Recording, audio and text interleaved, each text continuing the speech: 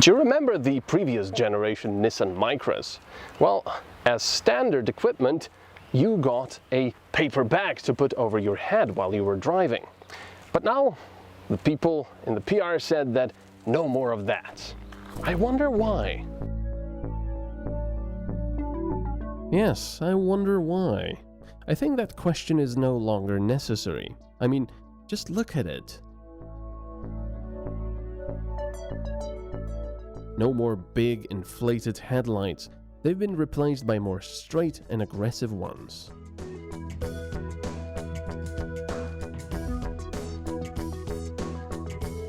But that's not all.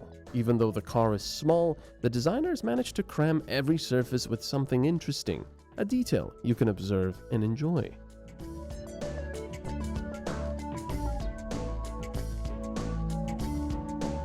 And you know what? I think they did it right.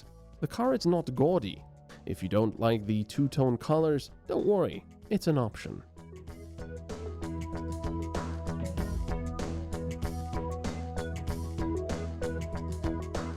The rear of the Micra saw a lot of change as well. It's more playful, more sporty now, but especially much nicer than before.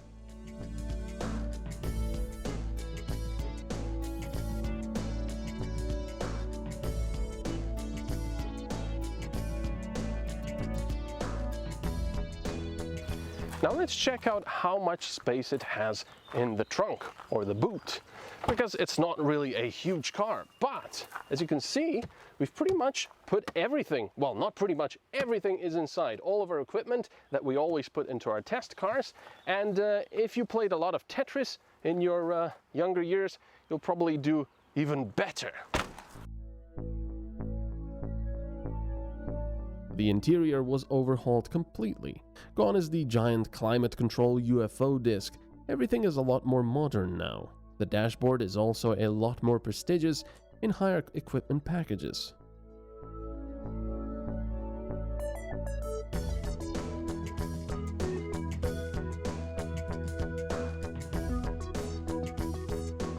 The instruments are accompanied by a color trip computer, while the infotainment screen is rounded off by a nice frame.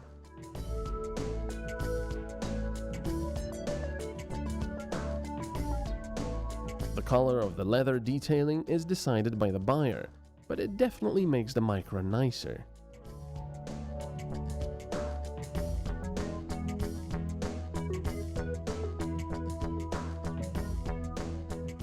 The rear space is nothing to write home about, but it's perfectly comfortable for shorter distances.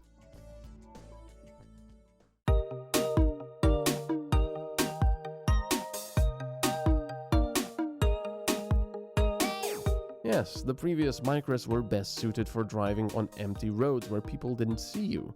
Now though, you might take it here for a short spin and have fun with a stiffer suspension.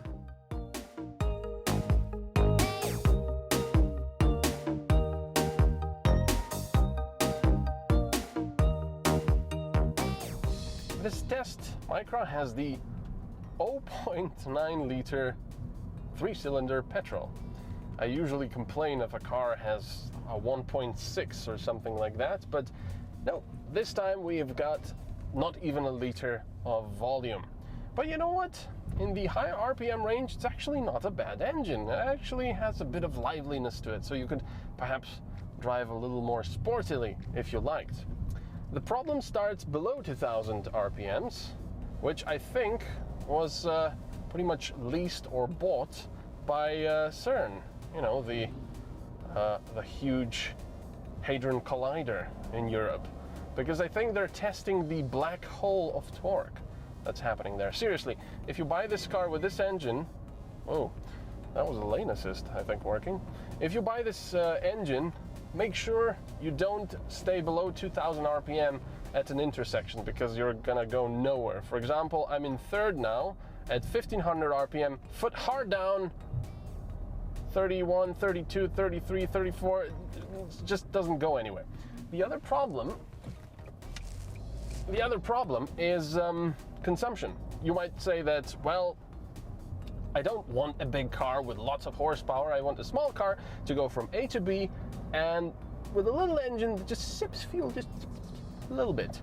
Well, the average fuel consumption for this 0.9 liter 3-cylinder is right now 6.7 liters per 100 kilometers. Not really the best. And I know that, on tests we usually have a little higher consumption, but I was driving this car for pretty much an entire week fairly normally, like you would your car every day, and the lowest I got was 6.4 liters, so not quite the best. You might get it to 6 liters if you drive like, well, I don't know, an asphyxiated snail, but I'm pretty sure that every driver behind you will absolutely loathe you, and you might get in trouble with the police for obstructing traffic. Well, 4 liters is possible in extremely short distances, but that's really only from home to the shop, and no traffic.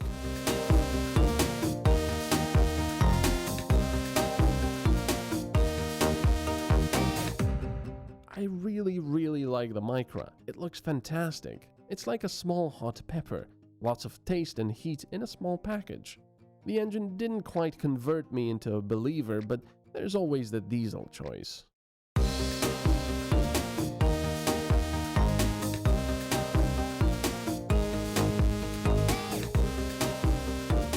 The new prestigiousness comes with a new prestigious price though. The base model will cost just under 13,000 euros, while a top-of-the-line one with a diesel engine and practically all optional extras comes up to 21,600 euros.